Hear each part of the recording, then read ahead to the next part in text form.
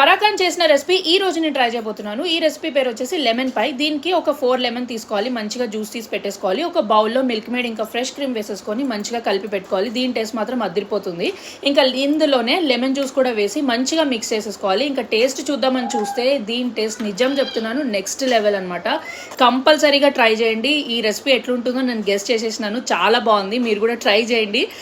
And ఇప్పుడు digestive biscuits ఉంటాయి కదా, ఇది మంచిగా పౌడర్ చేసుకొని ఒక కేక్ మాల్ తీసుకొని అందులో ఈ పౌడర్ వేసి మంచిగా ప్రెస్ చేసేసి అందులో బ్యాటర్ వేసేయాలి అండ్ ఫ్రీజర్లో పెట్టేయాలన్నమాట. పైనుంచి బిస్కెట్ పౌడర్ వేసుకున్నాను. మీన్ వైల్ నా పని అంతా చేసేసుకుంటున్నాను, దాల్ రైస్ ఇవన్నీ చేసేసుకున్నాను డిన్నర్ కోసం. అండ్ ఇంకా ఒక 2 hours తర్వాతనే ఇది తీసి చూసినాను. నిజం చెప్తున్నాను, చాలా చాలా చాలా బాగుంది. టేస్ట్ మాత్రం అదిరిపోయింది అనమాట.